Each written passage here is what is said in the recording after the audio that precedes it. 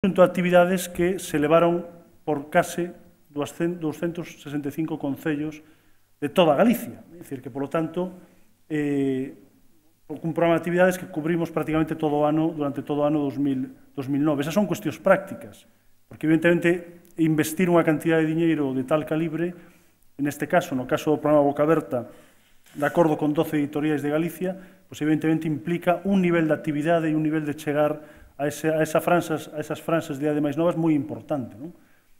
Ou, por exemplo, na cuestión dos libros, dos materiais curriculares, dos que antes falábamos, neste ano 2009 fixemos unha convocatoria de 1 millón de euros para o fornecemento, a creación e a difusión de materiais curriculares. Supoño que este ano non houve materiais de químicas, pois seguramente algún día haberá. Quer dizer, que eso depende tamén dos proxectos que nos presentan as editoriais. Quer dizer, estamos falando de moito diñeiro e de moitas actividades. O que pasa que, evidentemente, isto non é comparable a unha boa liorta no Parlamento, que o día seguinte todos os medios están sacándolle punta. Este é unha actividade do día a día, de pequenos grupos, de 30 a 40 persoas, onde se está facendo promoción da lingua galega, onde se están transmitindo modelos de lingua, onde se están transmitindo actitudes positivas cara a lingua galega, pero, claro, non son liortas no Parlamento ou non son anécdotas como o famoso desván de los monjes.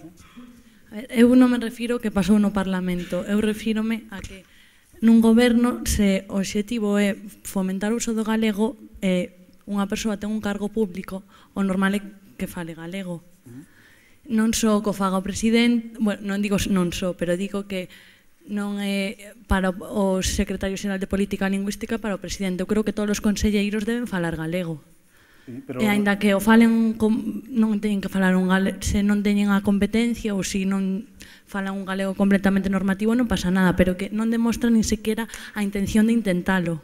Eu creo que hai poucos conselleiros que non falen galego. Bueno, pero a min iso pareceme bastante grave. Hai algún que lle custa máis que a outro, incluso que en algúns casos eu creo que fan esforzo e hai que entendelo como un proceso. Persoas que habitualmente non falan o galego e que están facendo, eu creo que, un esforzo para falalo. En calquera caso, lembrovos a moción que as tres forzas políticas parlamentarias aprobaron hai unhas semanas, onde se insta aos cargos públicos a utilización da lingua galega. É un acordo das tres forzas políticas parlamentarias, que non é un asunto menor. E, en calquera caso, xa que focalizamos toda a atención, permitídeme que amplíe un pouco o campo de visión, o presidente da Xunta de Galicia, cando vai a certos concellos, por exemplo, a Vigo ou a Coruña, ele é o único cargo público que utiliza a lingua galega. É dicir, porque os alcaldes correspondentes utilizan habitualmente o castelán, por certo. Hai uns días. Vaya, pois. Utiliza en Vigo e na Coruña, pero en Baiona non haberá que utilizar o castelán. En Baiona non, bueno. Habería tantos visitantes de fora que o millor non entendían ninguna palabra. Haberá que preguntarlle que pasou. Había unha palabra solicitada na banda da dereita. Hola, bon día. Eu quería falar un pouco tamén, aquí comentaron algo sobre a realidade, o que acontece tamén na sociedade, usted tamén como sociolingüista, pois tamén terá coñecementos. Mas a miña pergunta tamén é como pai dunha crianza que está en educación infantil e normalmente a miña filla, vamos, neste caso, pois ten como lingua nai, a lingua materna, o galego, non? E eu levei a unha escola e lle dixen, mira, esta nena fala en galego normalmente na casa e tal, entón quería que tamén... Pero a profesora me dixo que ela ali, a lingua que vai falar vai ser a que falan o resto dos nenos, maioritariamente falan español.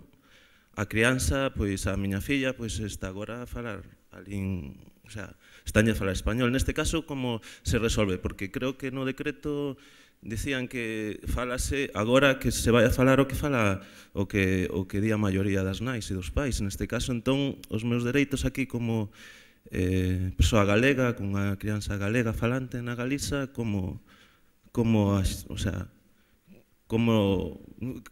podo facer neste caso? O sea, nada máis é que iso, un caso da realidade de hoxendía, vamos, e que penso que como meu hai outros moitos.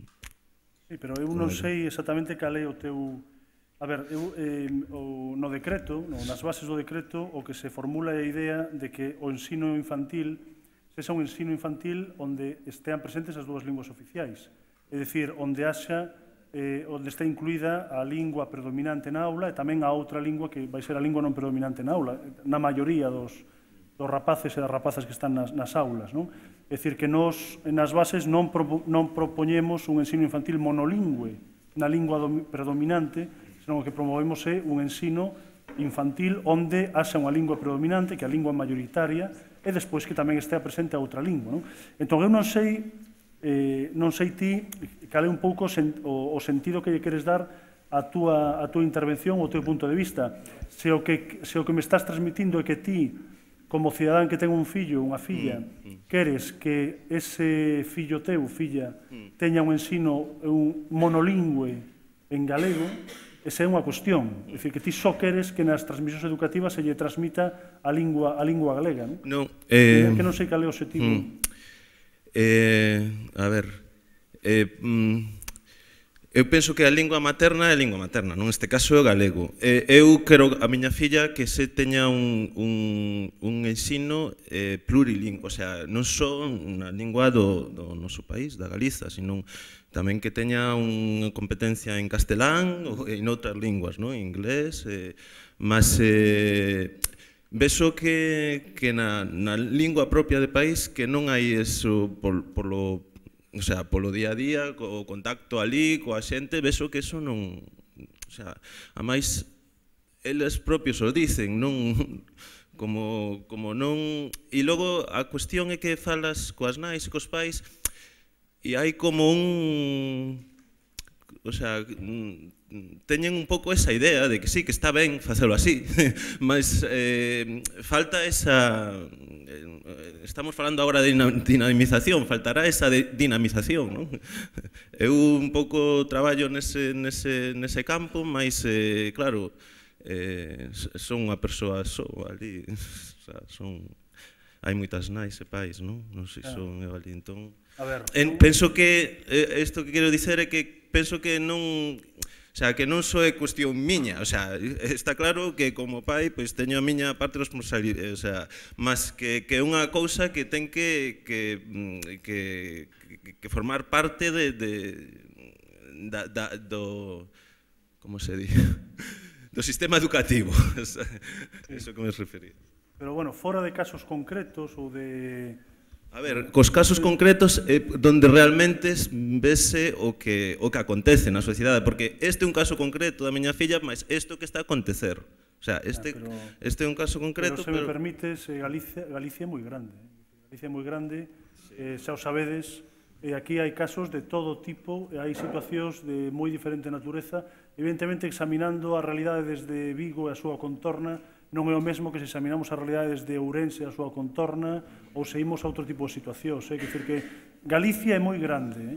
E entón, no tema na cuestión, a ver, eu creo que no que sí coincidimos case todos, non sei, ou prácticamente todos, é na necesidade de que os centros educativos, e no caso concreto de educación infantil, polo menos de 3 a 6 anos, depois xa veremos como queda de 0 a 3, que esa etapa de 3 a 6 sexa unha etapa na cal o alumnado teña un contacto directo coas dúas linguas oficiais, non só con unha das linguas oficiais. Eu creo que iso está recollido no espírito, na letra do decreto, das bases do decreto, supoño que tamén non te proxecto. Mas iso non está a acontecer, ese é o problema. Iso, efectivamente, aí, por iso digo que a situación que hai en Galicia é moi ampla e moi diferente, tampouco é a mesma situación que hai nos centros públicos que en outro tipo de centros, e incluso, bueno, dentro dos públicos tamén hai con moita diferente tipoloxía, entón eu creo que isto é unha cuestión para ir vendo...